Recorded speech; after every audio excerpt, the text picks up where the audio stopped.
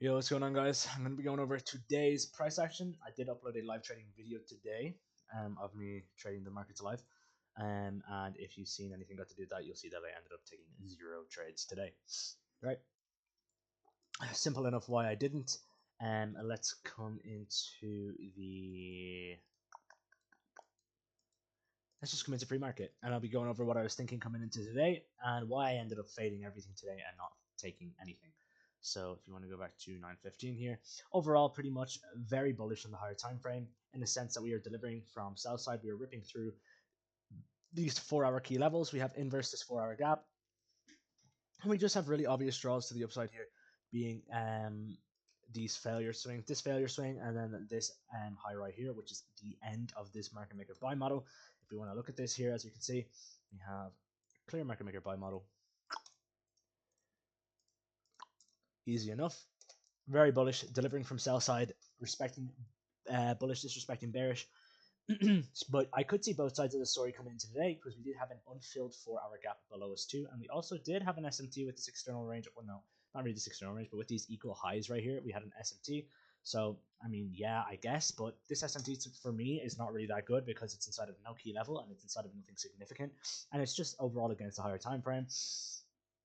But SMTs like this, they can fuel a retracement. So I was definitely opposed to taking shorts down to this until 4-hour gap that we had, which was Asia session lows, and there was just good targets lower. Like we had some low resistance liquidity.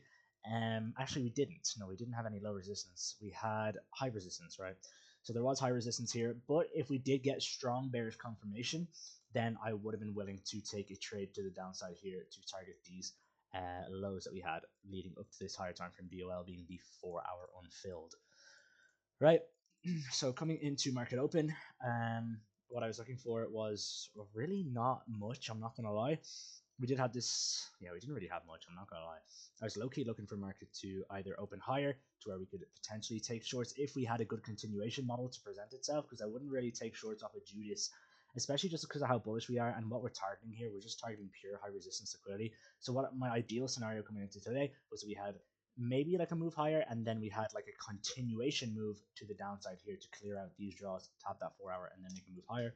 Or my other option was that market just opens lower, generates more liquidity to the upside, and then we get like a PO3 at 10 a.m. or 9:45 or 10 a.m. whatever into this 4-hour gap, and then start to make moves higher towards the higher time frame DOLs being London session, the failure swing to this high, and previous day high from I don't even know when that was. That's not previous day high, but it is New York session high. So yeah, that was pretty much my thought process coming in to market open. Let's see what market open does. Yeah, we have this accumulation zone here, so definitely could have seen something happen. Oh, and then there's market open. So market opens higher into this hourly gap, and then immediately, just like kind of yesterday, we get this 1-minute inversion to the downside. But I didn't want to take this. Reason being was because again, I just wanted to see confirmation. This wasn't enough for me, to take shorts from this level. It was okay, but again, what you're targeting here is just high resistance liquidity. So I did want to see more confirmation that we were going to deliver from this hourly gap and target these draws lower. So if you did take this trade, fair enough. This trade definitely does have some good logic behind this, so I did not mind this. Your stop loss would have been 70 points. You would have been targeting this low here. But again, right after you enter this trade, I feel bad because you was caught with crazy chop. Cool, you would have been not break even here. Break even for this trade, in my opinion, was definitely this 5-minute intermediate low. You had no reason to really go break even, in my opinion, until we hit this 5-minute intermediate low. Because if we don't even hit that 5-minute intermediate low, your trade is completely invalid. And we end up edging the stop loss here, and then we end up ripping to that 5-minute low, so you break even there. And then I think full take profit was like right here at this candle. This is the 10 a.m. candle, and this is when the S&P 500 ended up sweeping out the external range low. So the S&P 500 ended up sweeping out this low at 830. So I would have taken full profits here. This is definitely more. This is a slightly more than a 1-to-1. I 100% would have taken the second ES. Ended up doing that there. And I think we end up edging this low. We leave. Oh, damn, super unfortunate. Ended up, if you did hold to the full draw, I do feel bad because we ended up edging it first of all, having a retrace, and then leaving equal lows. And then after this, we ended up just ripping all the way to the draws here. Now, this wasn't the only setup I was looking at. There was a good setup, which was the setup I wanted to take, which happened at basically 10 a.m. Yeah, so 10 a.m. did open lower, but we did have this 5-minute gap above us right here. So this was definitely a gap I was looking for us to tap into and then get a continuation model off of.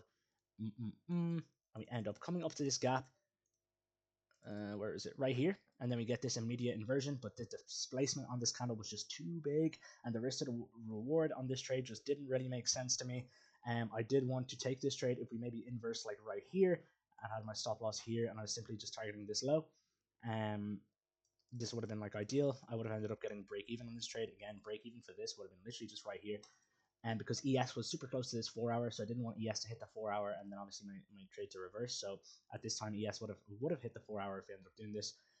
So I would have been break even there if we did get the entry, a better entry than this. And the risk to reward on this is just too scuffed, and then I would have ended up getting break even on this trade, which would have been super unfortunate because it would have been equal lows. But yeah, except for that, overall today's price action was not the greatest. Not really much opportunities in my opinion.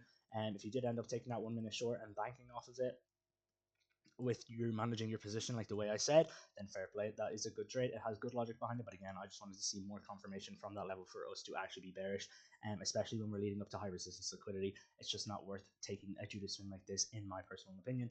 Like yesterday's Judas swing was a lot more clear because we had an external SMT, we had both pairs reject off of the key level, and we had a bunch of LR built up, and we didn't really have much high resistance. It was just a really clean trade, which is why I took it. But yeah, today just we didn't really have that exact kind of trade that I wanted to see. So except for that, yeah, I think we ended up just ripping here. Yeah, we ended up taking out London highs there, and that's basically it. I'm not gonna lie. So overall, the day was not that good. Pretty a lack of opportunity, if I do say so myself. And if we look at the daily chart here, like my god, this daily chart is horrific. Terrible, terrible price action. Just this range in itself is really brutal. When we do end up breaking out of this range, trading will be a lot more easy. So if you have been struggling with this price action, don't worry, it's okay. Lots of people are struggling. It is super hard price action, and opportunities are just lacking. Just staying disciplined, focused, and waiting for that ideal setup is what's going to keep you there. Don't worry about the dollar amount. Don't worry about your account. All of that is just bullshit. Just focus on taking good setups and with a clear narrative, and you'll be good. So yeah, that's going to be it for today's recap. If you guys have any questions, leave them in the comments below. If you want to talk to me personally, I'm going to have my Instagram, Discord, and TikTok in the bio, so you can DM me on any of those platforms and I'll respond. And yeah, I'm going to catch you guys in the next trade recap, which will be tomorrow. So peace out and have a good rest of your day.